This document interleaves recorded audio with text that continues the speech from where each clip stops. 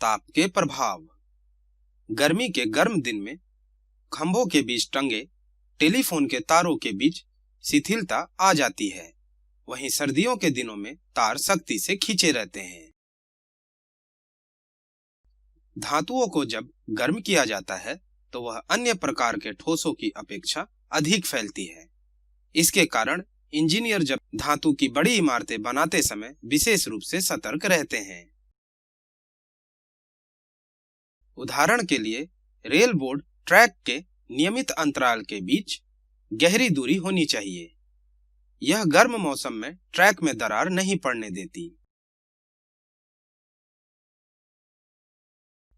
क्या गर्म होने पर द्रव्य और गैसें विस्तृत होती है? आइए देखें। तापीय प्रसार के एक और उदाहरण पर गौर फरमाते हैं।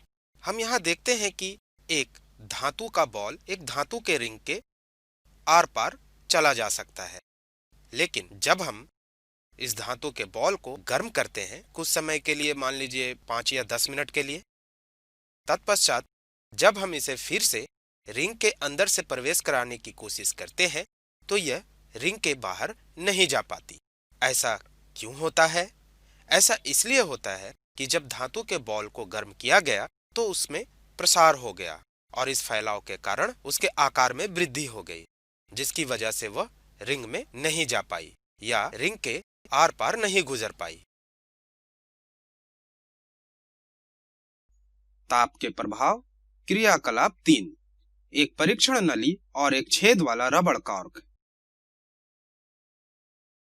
एक खोखली कांच की नली को इस छेद में घुसाएं, जिससे यह रबड़ स्टॉपर पर मजबूती से बैठ जाए। परीक्षण नली की सीमा तक पानी भरें।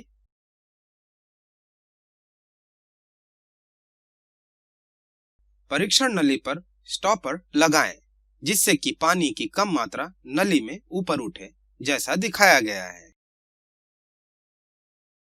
नली में पानी के स्तर को चिन्हित करें। अब आंच पर परीक्षण नली को गर्म करें और नली में पानी का स्तर अवलोकित करें। आप देखेंगे कि नली में पानी का स्तर बढ़ गया है। इस प्रभाव को स्पष्टता से अवलोकन करने के लिए आप पानी को रंगीन कर सकते हैं। परीक्षण नली को गर्म करना बंद करें और इसे ठंडा करें। पानी के स्तर के साथ क्या होता है देखें। तापीय प्रसार। चलिए इसके कुछ उदाहरण को देखते हैं जो हमारी रोजमर्रा की जिंदगी में घटित होती रहती है। जैसा कि एक साधारण सा उदाहरण है कि एक शीशे के बोतल में उसके कॉर्क का फंस जाना। हम बोतल के मुंह को गर्म करते हैं। यहाँ पर हम मोमबत्ती के सहारे से गर्म कर रहे हैं। ऐसा करने से तापीय प्रसार के कारण बोतल का मुंह थोड़ा फैल जाता है। जब हम उसके बाद कॉर्क को बोतल से खींचते हैं तो वो आराम से निकल जाती है। गर्म होने पर पदार्थ के फैलने का हमारा दैनिक जीवन में बहुत उपयोगी होता है। कांच की जार पर धातु का ढक्कन उस पर गर्म पानी डालने से खुल सकता है। धातु ढक्कन गर्मी की वजह से फैलता है और कांच की बोतल पर अपनी पकड़ ढीली करता है। इसी तरह एक बैलगाड़ी के लकड़ी के पहिए पर लोहे की रिम चढ़ानी हो, रिम को पहले गर्म किया जाता है। इससे रिम फैलती है, जिससे कि पहिए पर आसानी से फिसलती है। जैसे ही रिम ठंडी होती है, यह वास्तविक आकार में संकुचित हो जाती है और पहिए पर मजबूती से बैठ जाती है। इस्पात का पुल विस्तार को अनुमति देता है। जब कंक्रीट गर्म होती है तो फैलता है। कंक्रीट पुलों के निर्माण में विस्तार योग्य जोड़ लगाते हैं। गर्मियों में पुल में झुकाव नहीं आए जब कंक्रीट गर्मी के कारण बढ़ने लगे। इसी कारण के लिए रेलवे ट्रैक के बीच में थोड़ा स्थान छोड़ा जाता है, ताकि रेलवे ट्रैक गर्मी में बढ़ने के कारण उखड़कर बाहर ना आए। रेल में अंतराल। पुनरावृत्ति आकृति आपको कंक्रीट पुल का चित्र देना चाहिए था। जब आप एक ठंडी सतह को छूते हैं तो ऊर्जा आपके हाथ की सतह से प्रस्थान करती है या ठंडी सतह से आपकी हाथ की सतह की ओर प्रस्थान करती है। अपने उत्तर के लिए कारण दें। इन दोनों में से कौन तापमान बढ़ने पर अधिक विस्तृत होता है, ठोस या द्रव्य? ताप हमेशा गर्म से शीतक की ओर प्रस्थान करता है।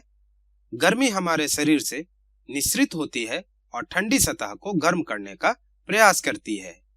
इसलिए ऊर्जा हमारे हाथ की सतह से ठंडी सतह की ओर प्रस्थान करती है। क्यों कई बार कांच का गिलास टूट जाता है जब उसमें अचानक से गर्म पानी डाला जाता है? कांच का गिलास अपने आंतरिक और बाह्य सतह के थर्मल विस्तार में भिन्नता के कारण टूट जाता है। कांच ताप के कुचालक के रूप में जाना जाता है। फिर भी अचानक से जब गिलास में गर्म पानी भरते हैं, जैसे ही यह गर्म द्रव्य के संपर्क में आता है, कांच की आंतरिक परत तुरंत गर्म हो जाती है। लेकिन बाहरी परत केवल धीरे धीरे कांच के माध्यम से कुछ और देर के लिए निम्न तापमान पर रह जाती है। परिणाम स्वरूप आंतरिक परत बाह्य परत की अपेक्षा अधिक विस्तृत हो जाता है। आपने रेलवे लाइन पर रेल के दो टुकड़ों के बीच अंतराल पर ध्यान दिया है? इस अंतराल का क्या मतलब है? संकीर्ण अंतराल नियमित अंतराल पर रेल पटरियों के बीच छोड़ दिया जाना चाहिए। यह गर्म मौसम के दौरान बकलिंग से पटरियों को रोकता है।